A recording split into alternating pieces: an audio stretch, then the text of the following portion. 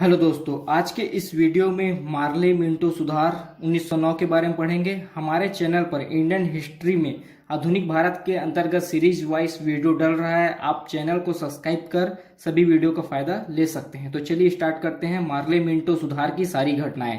देखिए, 1 अप्रैल 1912 से पहले भारत की राजधानी थी कलकत्ता। मतलब 1 अप्रैल 1912 के पहले जितने भी अधिनियम पारित होंगे वह कलकत्ता से पारित होंगे, क्योंकि 1 अप्रैल 1912 से पहले भारत की राजधानी थी कलकत्ता। तो कलकत्ता से पारित हुआ मार्ले मिंटो सुधार अधिनियम। इसी का औपचारिक नाम था भारत शासन अधिनियम 1909। देखिए, इसको पारित करने वाले वायसराय थे लॉर्ड मिंटो सेकेंड और भारत के सचिव थे जॉन मार्ले, और इन्हीं के नाम पे रखा गया था मार्ले मिंटो सुधार 1909। लॉर्ड मिंटो भारत के वायसराय और जॉन मार्ले भारत के सचिव। इस जो अधिनियम पारित किया गया था मार्ले मिंटो सुधार, इसकी सिफारिश की गई थी अरुंडेल समिति के द्वारा, और अरुंडेल समिति का निर्माण हुआ था 1906 में स्वदेशी आंदोलन के दौरान।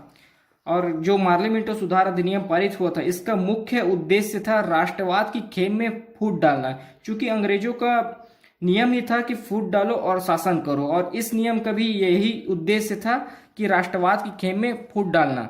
इसमें विशेष यह था कि यही नीति आगे जाकर भारत विभाजन का कारण बनेगी। प्रमुख प्रावधान, पहला है मुस्लिम सांप्रदायिक निर्वाचन। मतलब इस अधिनियम में पहली बार मुस्लिमों को पृथक निर्वाचन क्षेत्र की सुविधा प्रदान की गई थी, और भारत के सचिव जॉन मार्ले का कथन था कि हम नाक के दांत बो रहे हैं और इसका परिणाम भीषण होगा। दूसरा था विधि सदस्य। मतलब वायसराय की कार्यकारिणी में एक भारतीय विधि सदस्य होगा, और प्रथम विधि सदस्य बने सत्येंद्र सिन्हा। फिर भारतीय परिषद सदस्य, मतलब भारत के सचिव जॉन मार्ले के द्वारा इंडियन कौंसिल का सदस्य बनाया गया केजी गुप्ता और सैयद हुसैन को।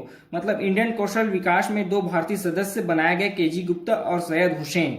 फिर चौथा है हमारा सर्वोच्च विधान परिषद में भारतीयों की संख्या 69 कर दी गई, जिसमें से 37 शासकीय थे और 32 गैर शासकीय। और फिर 5वां दिया गया बजट। बजट पर सदस्य वार्षिक बजट में विचार कर प्रस्ताव प्रस्तुत कर सकते हैं या सार्वजनिक हित के विषय में प्रस्ताव रख सकते हैं। फिर बजट पर चर्चा करने का भी अधिकार दिया गया।